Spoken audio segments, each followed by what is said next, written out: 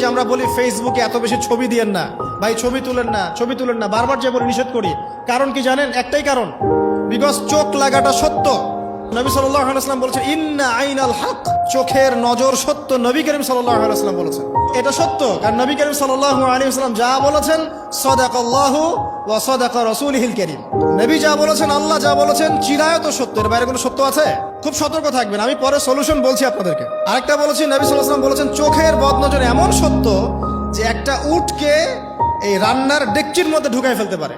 একজন সাহাবী গোসল করছিলেন, গোসল, এটা হাদিস সহিহ, এই আলেম ওলামা যারা আছেন তারা জানেন যে এই হাদিস সহিহ।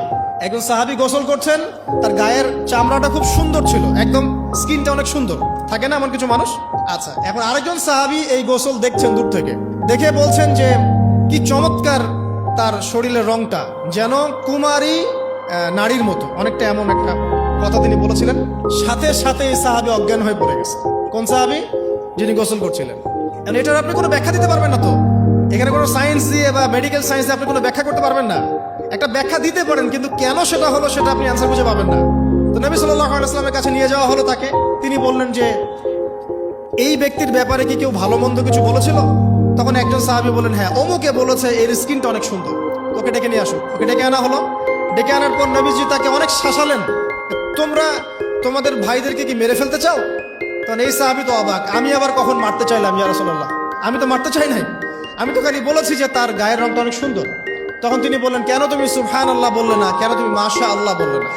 যখন মাশাআল্লাহ বলবেন, সুবহানাল্লাহ বলবেন, নজরটা লাগবে না। আর যখন আপনি মাশাআল্লাহ বলবেন না, সুবহানাল্লাহ বলবেন না, দেখবেন নজর লেগে গেছে। আপনি বিশ্বাস করেন ব্যবসা খুব ভালো চলছে, মানুষ বললো যে বাহ তোর তো ব্যবসা হেভি, লালে লাল শাহজালাল, ঠিক আছে, দেখবেন আপনার কেনা বেচা বন্ধ হয়ে গেছে। এরকম হবে, আমার কথাটা বিশ্বাস করেন।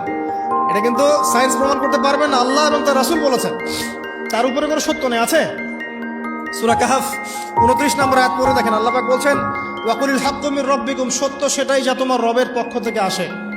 ফামান শাআ ফালইউমিন, যার ইচ্ছা হয় বিশ্বাস করুক, ওয়ামান শাআ ফালইয়াকফুর, যার ইচ্ছা হয় সে অস্বীকার করুক। এই কারণে আমরা বলি ফেসবুকে এত বেশি ছবি দেওয়া, এই আই ওয়াশ করা, এই যে শো ডাউন করা, হ্যাঁ ইসলামের কিছু কাজ করলেন একদম মানুষকে না দেখাইতে পারলে ঘুম হচ্ছে না, এগুলো বন্ধ করেন, এগুলো বন্ধ করে দেন আল্লাহর ওয়াস্তে। অফলাইনে কাজ করেন, নিজেকে গোপন করার চেষ্টা করেন। যত বেশি মানুষের কাছে নিজেকে এক্সপোজ করবেন, কাজের বরকত কমে যাবে, কাজের বরকত কমে যাবে, চোখ লাগবে, নজর লাগবে। এবং চোখ লাগা বদ নজরে বহু আলেম আস্তে আস্তে মাঠ থেকে মাইনাস হয়ে গেছে না? যায় নাই? এখন কি আলেমদের সংখ্যা বেশি না কম? যত দিন যাবে আলেমের সংখ্যা আরো কমে যাবে। নবীজি বলেছেন আলেমদের সংখ্যা কমতে থাকবে, মানুষ জাহেলদেরকে আলেম বানিয়ে নেবে।